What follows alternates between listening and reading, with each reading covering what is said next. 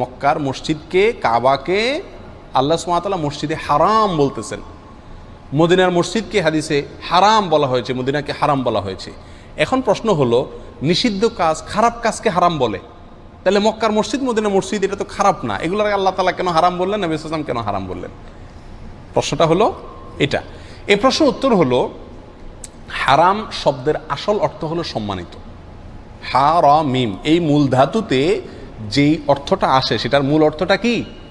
সম্মান, ইজ্জত, মর্যাদা। নিষিদ্ধ কাজ, চুরি ডাকাতি যেগুলো নিষেধ করেছেন আল্লাহ সুবহানাহু ওয়া তাআলা, সেগুলোকে যে হারাম বলা হয়, সেগুলোকে কেন হারাম বলা হয়? কারণ এই নিষেধাজ্ঞা, আল্লাহর এই নিষেধাজ্ঞাটা সম্মানিত। আল্লাহর সম্মানার্থে এই কাজটা করা যায় না। আমি চুরি করব না, ডাকাতি করব না, কেন? এটা হারাম। হারাম মানে এটা আল্লাহর নির্দেশের বা আল্লাহর নিষেধের সম্মানার্থে আমি এই কাজটা করব না। কথা বুঝে আসছে? তাহলে ওই কাজটা যে আমরা করি না, নিষিদ্ধ কাজটা, সেটাকে হারাম বলা হচ্ছে, অর্থাৎ ওই নিষিদ্ধ কাজের গণ্ডিতে না যাওয়াটা আল্লাহর সম্মানার্থে, সেই দিক থেকে ওটাকে কি বলা হয়? হারাম বলা হয়।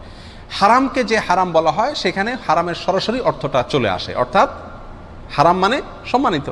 আরেকটা পয়েন্ট আছে, সেটা হলো যে মক্কার এরিয়াতে যারা প্রবেশ করে উমরা এবং হজের উদ্দেশ্যে, বিশেষ করে তাদের জন্য অনেক কাজ নিষেধ হয়ে যায় না? শিকার করা নিষেধ, অনেক কাজ করা নিষেধ, অথচ অন্য শহরে সেগুলো কি না? নিষেধ না।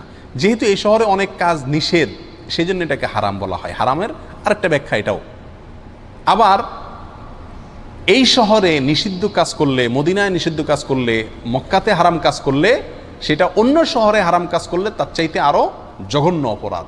সেজন্য এটাকে হারামের শহর বলা হয়। অর্থাৎ এই শহরে স্পেশালি উমরাকারী হজ ব্যক্তির জন্য কিছু কাজ হারাম, আবার সাধারণভাবেও যে কোনো অন্যায় কাজ এখানে করা অতিরিক্ত হারাম।